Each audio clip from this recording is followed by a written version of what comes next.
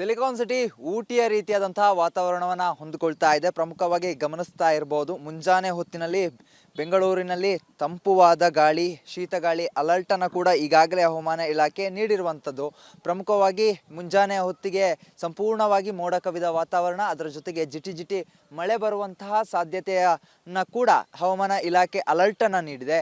ಬೆಂಗಳೂರು ಸೇರಿದಂತೆ 7 ಜಿಲ್ಲೆಗಳಲ್ಲಿ ಶೀತಗಾಳಿ ಅಲರ್ಟ್ ಅನ್ನ ಈಗಾಗಲೇ ನೀಡಿರುವಂಥದ್ದು. ಹವಾಮಾನ ಇಲಾಖೆಯ ಒಂದು ಅಲರ್ಟ್ ಇದೆ.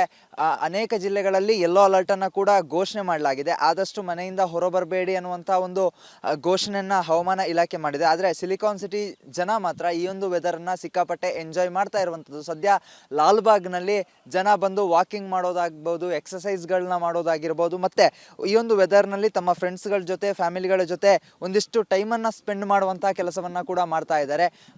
ಪ್ರಮುಖವಾಗಿ ಬೆಂಗಳೂರಿನಲ್ಲಿ ಕಳೆದ 3-4 ದಿವಸಗಳಿಂದ ತಾಪಮಾನದ ಕನಿಷ್ಠ ತಾಪಮಾನ ಏನಿದೆ ಅದು ಇಳಿಕೆ ಆಗ್ತಾನೆ ಇದೆ. ಈ ಒಂದು ಸಂದರ್ಭದಲ್ಲಿ ಕೂಡ ಬೆಂಗಳೂರಿನ ಜನ ಬಂದು ವಾಕಿಂಗ್ ಅನ್ನ ಮಾಡುವಂಥದ್ದು, ಅದರ ಜೊತೆಗೆ ತಮ್ಮ ಫೇವ್ರೆಟ್ ಪರ್ಸನ್ಗಳೇನಿರ್ತಾರೆ ಅವ್ರ ಜೊತೆ ಬಂದು ಸ್ವಲ್ಪ ಮುಂಜಾನೆ ಹೊತ್ತಿನ ಈ ಒಂದು ಮಂಜು ಕವಿದ ವಾತಾವರಣದಲ್ಲಿ ಟೈಮನ್ನು ಸ್ಪೆಂಡ್ ಮಾಡುವಂತಹ ಕೆಲಸವನ್ನ ಕೂಡ ಮಾಡ್ತಾ ಇದ್ದಾರೆ. ಇನ್ನು ಬೆಂಗಳೂರಿನಲ್ಲಿ ಪ್ರಮುಖವಾಗಿ 3-4 ದಿನಗಳ ಕಾಲ ಇದೇ ರೀತಿಯಾದಂತಹ ವಾತಾವರಣ ಮುಂದುವರಿಲಿಕ್ಕಿರುವಂಥದ್ದು.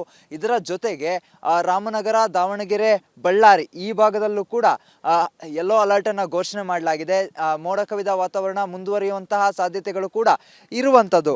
ಒಟ್ಟಿನಲ್ಲಿ ಈ ಒಂದು ವಾತಾವರಣ ಏನಿದೆ, ಈ ಒಂದು ವಾತಾವರಣಕ್ಕೆ ಆದಷ್ಟು ಎಚ್ಚರಿಕೆಯನ್ನು ವಹಿಸಲಿಕ್ಕೆ ಹವಾಮಾನ ಇಲಾಖೆ ಸಿದ್ಧತೆಯನ್ನ ಮಾಡ್ಕೊಂಡಿದ್ರೆ, ಮತ್ತೊಂದು ಕಡೆಯಲ್ಲಿ ಜನ ಕೂಡ ಬೇರೆ ಬೇರೆ ಜಾಗಗಳಿಗೆ ಹೋಗ್ತಾ ಇದ್ರು. ಈ ಹಿಂದೆ ಚಳಿಗಾಲ ಬಂದ್ರೆ ಸಾಕು ಬೇರೆ ಬೇರೆ ಜಿಲ್ಲೆಗಳಿಗೆ ಹೋಗುವಂತ, ಬೇರೆ ಬೇರೆ ರಾಜ್ಯಗಳಿಗೆ ಹೋಗಿ ಪ್ರವಾಸವನ್ನ ಮಾಡುವಂತ ಕೆಲಸವನ್ನ ಮಾಡ್ತಾ ಇದ್ರು. ಸದ್ಯ ಬೆಂಗಳೂರು ಮತ್ತೆ ರಾಜ್ಯದ ಹಲವು ಜಿಲ್ಲೆಗಳಲ್ಲಿ ಇದೇ ರೀತಿಯಾದಂತಹ ವಾತಾವರಣ, ಒಂದು ಕ್ಲೌಡಿ ಅಂಡ್ ಕಾಮ್ ವಾತಾವರಣ ಇರೋದ್ರಿಂದಾಗಿ ಜನ ಇಲ್ಲೇ ಅದನ್ನ ಎಂಜಾಯ್ ಮಾಡಲಿಕ್ಕೆ ಸಿದ್ಧತೆಯನ್ನ ಕೂಡ ಮಾಡುತ್ತಾ ಇರುವಂಥದ್ದು. ಅದರ ಜೊತೆಗೆ ಹವಾಮಾನ ಇಲಾಖೆ ಈ ಒಂದು ಅಲರ್ಟ್ ಏನಿದೆ, ಈ ಒಂದು ಅಲರ್ಟ್ ಅನ್ನ ಕೂಡ ಸ್ವೀಕಾರ ಮಾಡಿಕೊಂಡು ಅದಕ್ಕೆ ಬೇಕಾದಂತಹ ಪ್ರಿಕಾಷನ್ಸ್ ಏನಿದೆ, ಶಟರ್ಗಳಾಗಿರ್ಬೋದು, ಅದರ ಜೊತೆಗೆ ಮಫ್ಲರ್ಗಳಾಗಿರ್ಬೋದು, ಅವುಗಳನ್ನ ಹಾಕೊಂಡು ಸೇಫ್ಟಿ ಮೆಜರ್ಮೆಂಟ್ಗಳನ್ನ ತೆಗೆದುಕೊಂಡು ತಮ್ಮ ಆರೋಗ್ಯವನ್ನ ಕಾಪಾಡೋದ್ರ ಜೊತೆಗೆ ವೆದರ್ ಅನ್ನ ಕೂಡ ಎಂಜಾಯ್ ಮಾಡುವಂತಹ ಕೆಲಸದಲ್ಲಿ ಜನ ಮುಂದುವರಿತಾ ಇರುವಂಥದ್ದು.